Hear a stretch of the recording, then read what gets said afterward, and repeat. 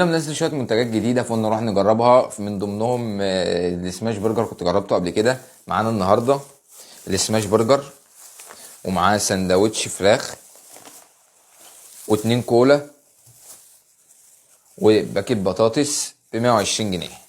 نبص كده الاول على الفراخ. ده السندوتش عباره عن قطعتين وده حجم القطع عيش فينو، بس يعني القطعة مش واصلة لحد اخر السندوتش، فاحنا هنيجي من هنا كده وناكل من هنا عشان نعرف بسم الله. الفراخ التتبيله بتاعتها كويسه، الصوصات المحطوطه وشويه الجبنه خليني السندوتش جميل وفي حته تانية. بس المشكله العيش، يعني العيش فصلني. بص العيش شكله من هنا كده، العيش مش مستحمل كل اللي اتحط فيه. كان المفروض يشوفوا عيش احسن من ده كده شويه يستحمل معاهم، كان هيبقى في حته تانية. دوق بقى السماش برجر. هو عباره عن معاه برضو شويه صوصات ومكترين الدنيا فيه المره دي. كان ليا تعليق عليه المره اللي فاتت ان هو كان لحمه مفيش معاه اي اضافات فمش مديها طعم. قطعه لحمه وكابوتشي بطاطس وقصدي وبصل. بسم الله. السندوتش جامد، بس في نقطة لازم تاخد كذا قطمة عشان توصل للحمة، لأن اللحمة جوه صغيرة. تاني حاجة الصوصات والحاجات دي عجباني قوي، بس العيش سمكه صغير قوي، فالحاجات دي معاه بتفروله بطريقة بتقفلك. يعني لو هو بس يكبر العيش شوية، مش اللي هو حجم يعني يبقى كبير قوي، لا اللي هو سمك العيش هيبقى في حتة تانية خالص. ده بقى السندوتش الفراخ عامل 70 جنيه،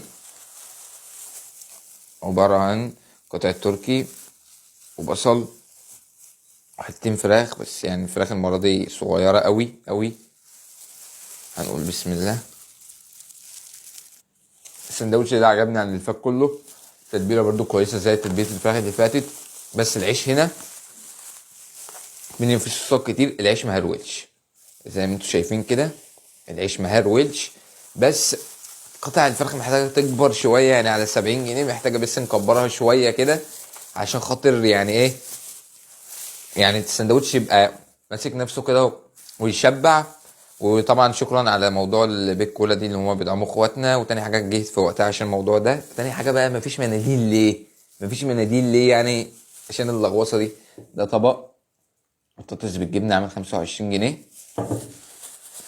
نقول بسم الله كده. بس مش عارف ليه يعني، هو انا مش متاخر على الفيديو بس مش عارف ليه مسك في بعضه كده. شد.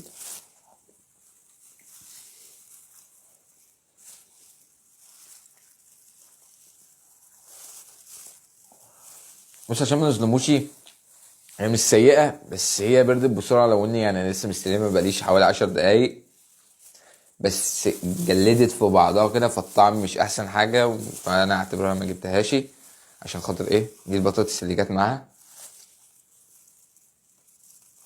هو في نقطة في البطاطس، هو في مشكلة في البطاطس. هي مش سيئة ومش كويسة، هي يعني بين البنين. توابل قليلة جدا.